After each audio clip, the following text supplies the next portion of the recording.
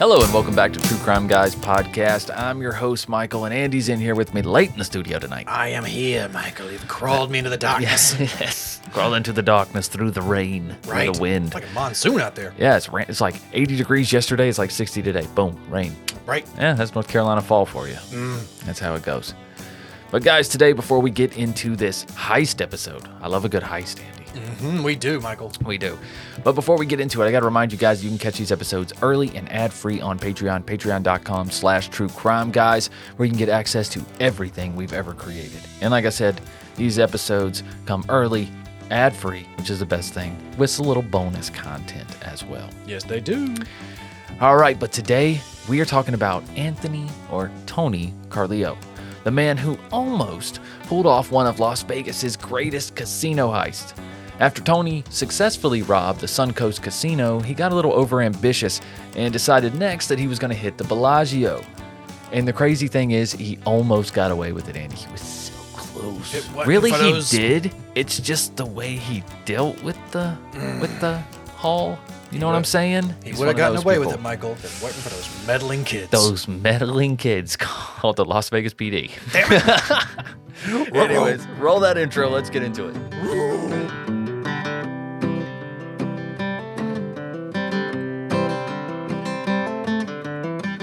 Hey, biker bandit, you barely planned it. I gotta hand it to you, cuz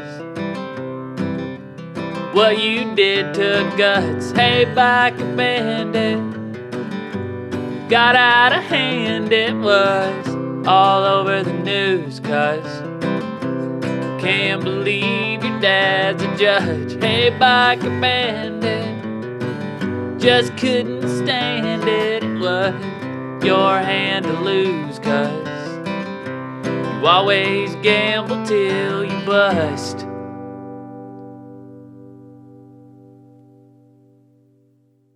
All right, so let's get to know Tony, at least the part of Tony's life that we actually care about, right? I feel like through this whole episode, every time you say Tony. You're just going to slip into Sopranos. I'm going to slip into it. It's going to happen. Tony. And it's in Las Vegas. He's Italian. Hey. But Tony Carleo moved to Las Vegas in 2008. Great year. Great year for losing your house. The housing market. But he took over a spare room at his father's house, who just happened to be a municipal court judge there in Las Vegas. His name was George Assad, and he was trying to get his life together. Now, if you're wondering why he doesn't have his father's last name, why is he not Tony Assad? That's because Tony took his stepdad's last name. Okay. So I don't know how I feel about that. It's like, I just feel like no son does that to not jab at their dad. It depends on whether or not their dad was in their life when they were young. Either way, though, adopted at the time. Okay, let me rephrase that. That speaks volumes about the relationship he had with his real father. To an extent, possibly. There was none, probably. Yeah, probably not. But you see, Tony had spent his 20s in Pueblo, Colorado, where he helped manage a family bar and a limo business. He worked as a DJ, maybe slung a little weed, ecstasy, pain pills, coke, that kind of stuff. Just whatever you got to do. He sold roofing out of his truck after bad hailstorms hit areas. He liked that quick money. Jack of all trades, master of none. Exactly. But eventually he put all his money into rental properties. And he was signing loans with huge balloon payments that would kick in after a couple of years. But that's not his problem, right? Because the house will already be rented. It'll be fine. Right. But the financial crisis hit of 2008, and Tony was left holding the bag on more than a few underwater mortgages. Now deeply in debt, he was forced to sell his own house and let the properties all go into foreclosure. So now it's May of 2009. He's filed for bankruptcy. He was able to scrape together $30,000 by liquidating what remained of his possessions, especially those foreclosed rentals. Probably pulled all the damn copper out them damn houses, boy. Right? AC units was gone. Damn appliances. Fucking them houses was those things. empty. But yeah, so him and his $30,000 decided to make the 12-hour drive to Vegas to start a new life. And there, he decided to go to school. And for a couple of semesters, Tony held it together. He was taking classes at UNLV, University of Nevada, Las Vegas, where he planned to apply to medical school after he graduated. And he was doing his best, despite the distractions of Sin City and his current addiction, which was OxyContin. Oh. We will learn the man had quite a addictive personality, one might say. Got like the substances. Yeah, I'm not trying to diagnose anybody or anything. But yeah. In late November of 2010, during a 2-week break from classes, things started to fall apart. Tony was spending most of his time in casinos, and after losing half his bankroll over the course of a few days, Tony took his last $12,000 and headed for a high-stakes poker game at the Bellagio. And in a matter of hours, Tony lost $6,000. He's on a roll. That Andy. happens sometimes. I mean, a roll downhill into despair, but he's on a roll. Yeah. Around midnight, he switched to blackjack, laying out the last of his cash on the table, and in less than an hour, Tony had bet his last dollar. When Tony woke up the next morning, he was desperate to get that money back. He called around to different contacts, trying to find anyone who would buy some OxyContin. He said that a stripper he knew ended up buying $800 worth. And 2 nights later, Tony got a text inviting him to a poker tournament with a friend at the Suncoast Casino not far from where he lived. I mean, Tony's clearly doing really well with poker right now. He should probably go join another tournament, you would think. I think so, right? But I don't think he was planning to join this tournament, Andy. I think he had different plans. Oh. He's like, I kind of need a more sure bet this time. So he was going to try his newest get-rich-quick scheme, robbery. Hey, you know robbery. And Tony noticed upon entering the casino that the side entrance, was only 20 yards from the poker room cashier, where he could easily park his motorcycle and plan a getaway, and he'd be long gone before security or police would even get there. The Suncoast was 10 miles off the Vegas Strip, and Tony ended up making out with $18,945 from a cashier's cage. And high on this success, he was ready to move on to something bigger. And the reason we don't have a lot of details about that heist is because it basically went off without a hitch. Literally just ran He walks in, he brandishes the gun. They fill a bag with whatever money he sees there. When he thinks it's enough, he dips out, jumps on the motorcycle, he's gone. Mm-hmm. That's Very it. Quick. There was no clue. They had no clue. They had no witnesses. For all intents and purposes, it was a perfect heist. Mm-hmm. Which is strange in Vegas at any time. So seriously, especially in 2009, right? Or 2010. Now, just 5 days later, on December 14th, 2010, Tony arrived at the Bellagio Hotel and Casino on the Las Vegas Strip around 4 a.m. on a Tuesday, and he had a plan that was just simple and brazen enough to work. He parked his Suzuki motorcycle by the north entrance, backing the bike into a little service path so that its front tire pointed away from the casino down Flamingo Road. He was dressed in black, and he wore a white striped motorcycle helmet. In his left hand, hidden inside his front pocket, he had a gun. In a booth just outside the casino entrance, there was one single security guard, a small elderly woman, which he waved to as he passed, and she actually smiled and waved back. One security guard, small old lady. All right. Okay, clocking that. Right. Once inside, Tony kept close to the wall, moving past the banks of blinking and chirping slot machines. Tony stopped at a high-limit craps table. It was near the entrance, and as he stepped up to the table, he told employees to move, and then someone yelled, "He's got a gun." Tony brandished the pistol on the table, where there were millions of dollars worth of purple and yellow and red, white, and blue chips, and he just started shoveling them into the bag as fast as he could. He shoveled handful after handful into a backpack that he strapped across his chest, and he took off. That's one of those, like, just the blatant disregard in this robbery of just like, again, you're stealing chips.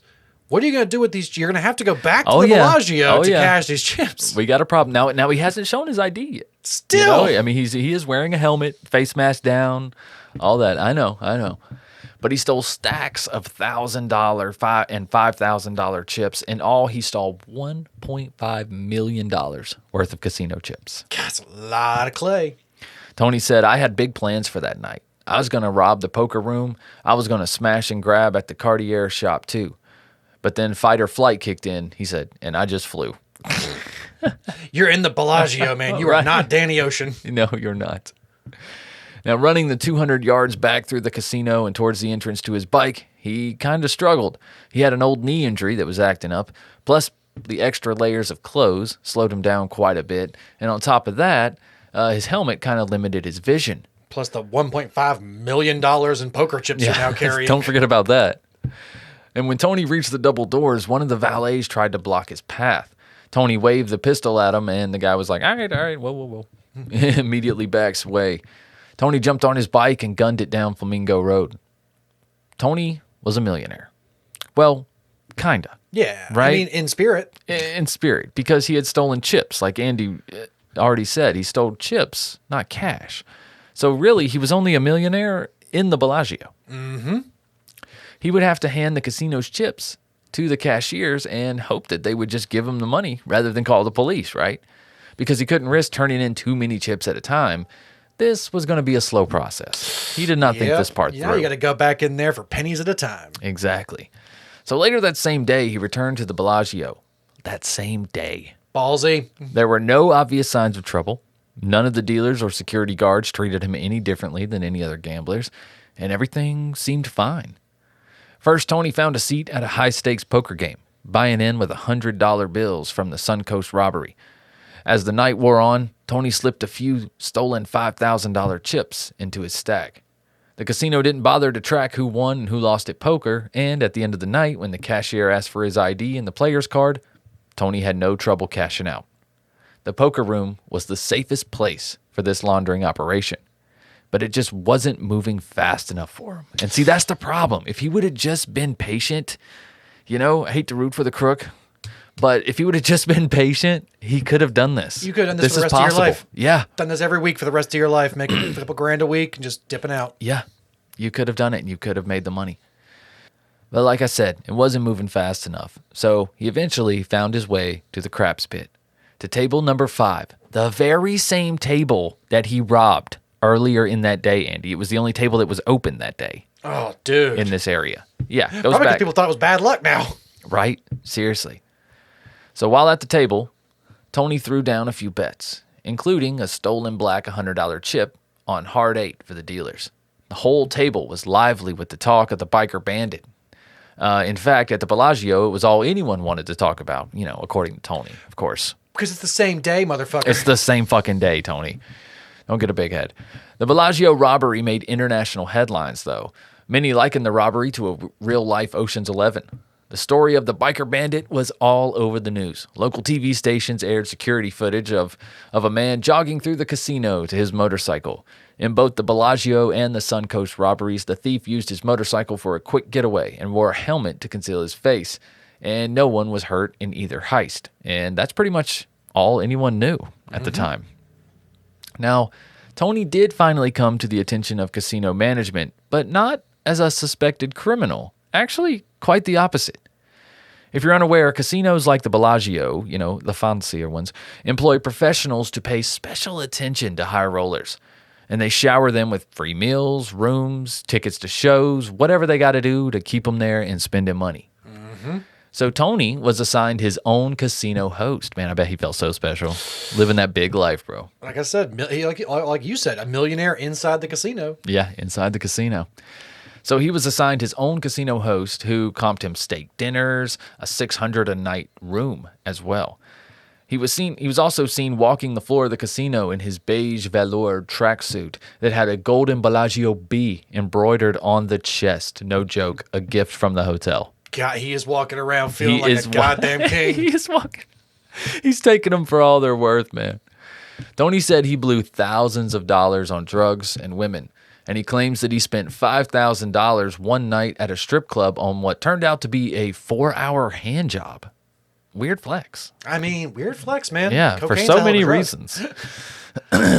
But yeah, you might want to consult a doctor. Yeah, maybe. Like I said, cocaine's a hell of a drug. Yeah. But things were going great for Tony. But one major hiccup in his operation was the fact that more than $1 million of what Tony had stolen were very specific cranberry-colored $25,000 a piece chips. Okay, as you can imagine. He went for the big chips. He did. Now, but the problem with that is these chips were typically only for the highest of high rollers. And because of that, the Bellagio tracked every single one of them. And in their computer system was a list of everyone who had ever legitimately won these chips. That's always the thing you got to think about when you go for those big chips, those big wins. Yeah, guess whose name was not on the list, Andy? I feel like there was no Tony on that. I mean, there was probably a Tony there on was that. a Tony, but it wasn't our Tony. For New Year's Eve, though, Tony's still living big, and he flew his old friend Alex up from Colorado for a visit. And as the hours ticked down towards 2011, Alex and a woman Tony had picked up earlier that day in the Bellagio gift shop both watched Tony gamble. And he was losing money at his usual rate, honestly. We're acting like this is something weird. But yeah, he was losing almost every hand at blackjack. And Alex and the woman tried to get Tony to leave the table, but he refused. And when the new year finally arrived, Tony was still inside gambling, losing $10,000 per hand at this point. Alex said Tony lost all the chips he had on him that night, nearly $100,000. Yeah, this is an addictive personality, I would say. It is. The new year was not a fresh start for Tony. He said he was snorting or smoking at least 8 80-milligram OxyContin pills a day, mixing in a line of cocaine when he started to nod off at the tables, and that was just pretty much his diet. Yeah, I mean, what else do you need? Right? Even Alex told him he was overdoing it, but Tony didn't listen. When it was time for Alex to fly back to Colorado, the two of them actually fought about it in the car on the ride to the airport. Meanwhile, without an arrest, the authorities were starting to get annoyed at the fact that they didn't even know who the biker bandit was.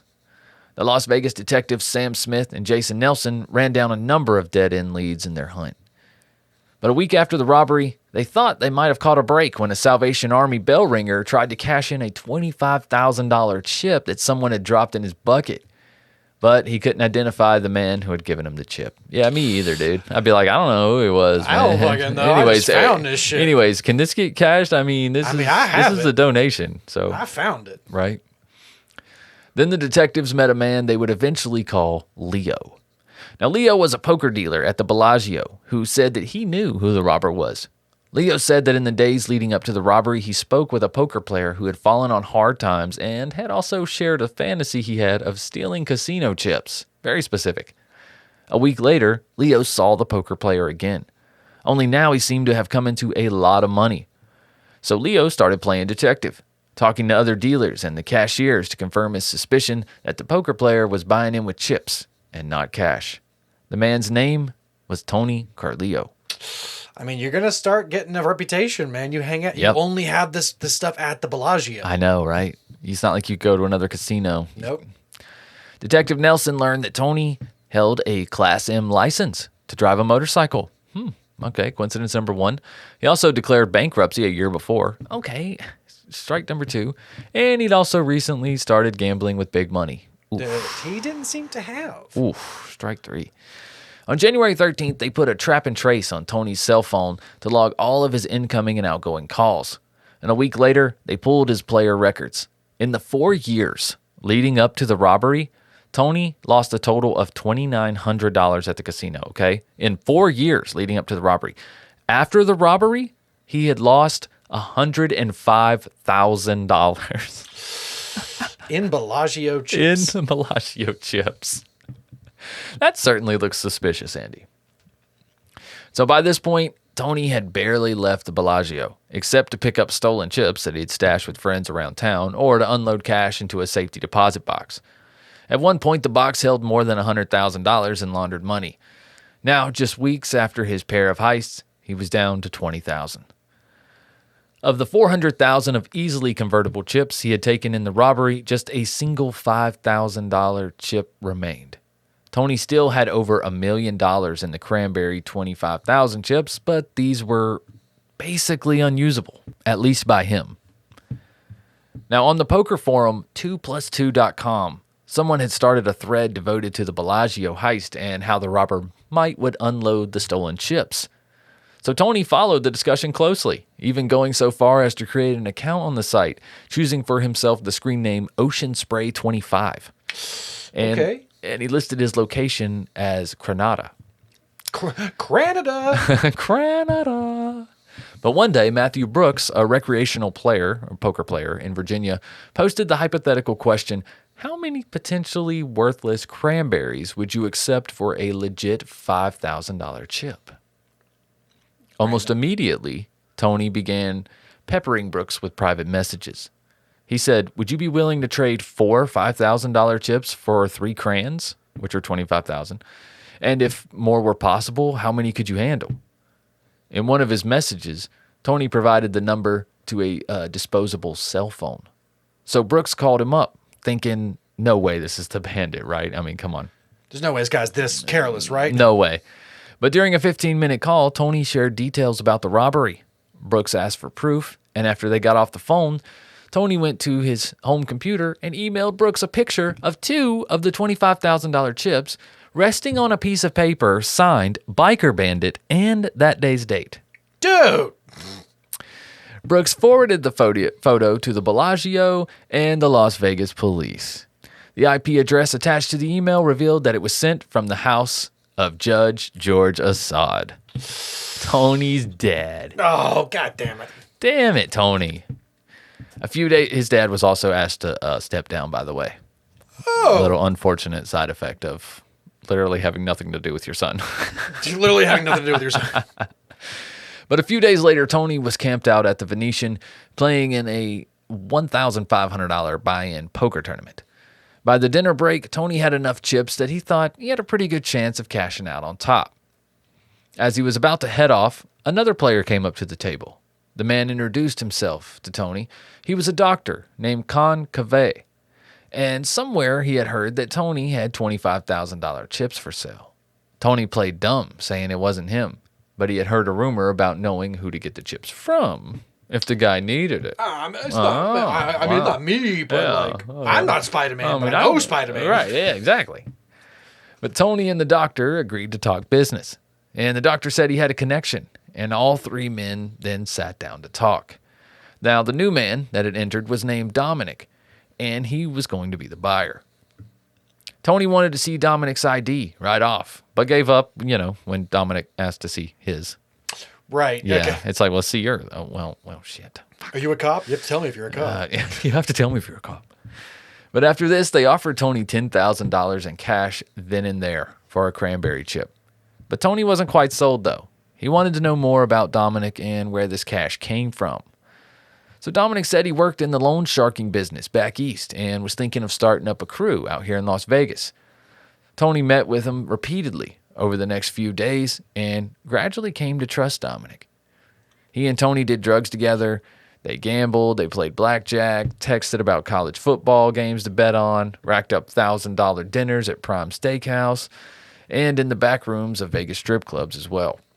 During all this, the men toyed with the idea of how to trade in Tony's cranberry chips. And on January 30th, Dominic slid a wine list across the table to Tony, telling him there are some nice selections in there. Inside the menu was $10,000 in cash and some chips. Tony pocketed the money and passed a $25,000 chip back to Dominic. In restaurants and casino bathrooms everywhere around town, Tony would sell his new friend a total of $100,000 worth of stolen cranberries over the course of the next 2 days. Okay, man's moving some cranberries now. Yeah, they're just meeting at random places. On February 2nd, the two met one final time in a Bellagio bathroom not far from the poker room. Tony handed over some of the cranberry chips, and when Dominic turned to leave, Tony said he had a bad feeling. He felt a shift in their relationship. And just then, 6 Las Vegas Metro police officers stormed into the bathroom, yelling at Tony to get on the floor, detaining him while they were shouting. Tony fought and resisted, but he was no match in a 1v6 battle. 1v6. Right. Tony was arrested February 2nd and charged in the Bellagio heist after he sold 14 pieces of the stolen $25,000 chips to an undercover Las Vegas police officer named Michael Gennaro, a.k.a. Dominic. And Dr. Cava was a friend of Gennaro's and also a casual poker player who agreed to help with the sting operation as a favor. That's sus. But the money and chips Gennaro used to gamble with and to buy Tony's cranberries, $50,000 in all, had been loaned to him by the Bellagio for the investigation. That's the least they could do. But Tony was finally arrested and paraded through the Bellagio as proof. Paraded him through. They did. Gennaro testified that Tony was on a self-described drug and gambling binge, that was spiraling out of control. Officer Gennaro testified that during 5 meetings with Tony, the officer bought the chips at a cut rate of $7,000 to $10,000 each, and that Tony had gambled away $300,000 at the Bellagio, including $70,000 on New Year's Eve alone. Gennaro said that Tony complained that his father, who was upset with his son's lifestyle of drug use and gambling, had cut his allowance from $1,000 a month to $600, and Tony was using cocaine and Oxycontin. He ended up pleading guilty to the Bellagio robbery as part of a deal. 8 other felony charges were dropped as part of this deal. Damn. But what he did get charged with was 1 count of robbery, the use of a deadly weapon, and assault with the use of a deadly weapon in connection with the Suncoast robbery. So I guess he did hit somebody in the Suncoast robbery, right? How did he get assault with the use of a deadly weapon? I mean, just brandishing it, maybe. Yeah, maybe. But Tony's attorney, William Terry, said Tony started using marijuana. This was his defense. Then he hurt his knee in an accident and started taking prescription drugs for the pain. Terry said Tony then became hooked on the prescription medication and eventually became hooked on cocaine and gambling. Okay, well, that doesn't, okay. Assistant DA Chris Owens argued for a heavy sentence, saying Tony brandished a weapon during the robberies and threatened potential witnesses with violence after the robberies. Owens also said Tony not only planned out the 2 casino robberies, but was planning a third. He wanted to hit Caesar's Palace using the same ideas before he was arrested. Guy's got ambition. He did. District Judge Michelle Levitt sentenced Tony for armed robbery and assault with a deadly weapon for the heist. Tony had no prior criminal history and took responsibility for the crime and apologized for his actions and admitted that he acted recklessly. Tony's attorney argued against the $1.5 million in restitution, saying that many of the chips Tony stole were either recovered or are now worthless because the casino has actually discontinued their use. More on that in just a sec. Tony was sentenced to 9 years in Nevada's Lovelocks Correctional Center. So yeah, because of the robbery, the Bellagio discontinued the $25,000 cranberry gambling chips, basically forcing anyone who had them to redeem them before they literally became worthless. Authorities have said a total of $1.2 million in chips and cash has been recovered and accounted for since Tony's arrest, but thousands of dollars worth of chips remain missing. Yeah, $300,000.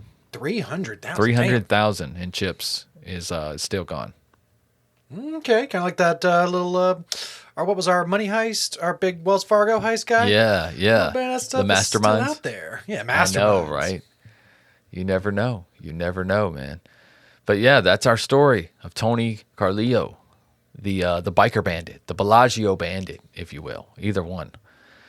This was an interesting one. I wanted to do a light one, to ease back into the crime cases. Next week we'll cover something probably much darker, most likely. Oh, you know how it is, Andy. Well, we got a little carried away. We had headlines last week, if you guys didn't know. And I did like 5 episodes in between the 2 headlines. I don't know. I got a little carried away. I can't count, apparently. I just can't freaking count. I mean, it's the obvious explanation. But you know what you can count on? Quality deodorant from Oh My Gaia. Yes, you can, Michael. All day. Oh My Gaia is an innovative, all-natural deodorant, fragrance, and beard oil company specializing in paraben and aluminum-free products. Their innovative line of deodorants inhibit the growth of odor-causing bacteria while maintaining effectiveness. And at Oh My Gaia, they use only all-natural, paraben, and aluminum-free organic ingredients, guys. There's tons of scents to choose from, and you can check those out at ohmygaia.com. That's ohmygaia.com, or at shop_ohmygaia on Instagram for all the deals and specials going on there. And because you're True Crime Guys listeners, you can use the code word Crimepine for 15% off your order. That's Crimepine, all one word, CRIMEPINE. 15% off your order, and that's at ohmygaia.com, ohmygaia.com. All right, guys, well, that's pretty much it. We thank you so much for listening. Thanks for supporting the show.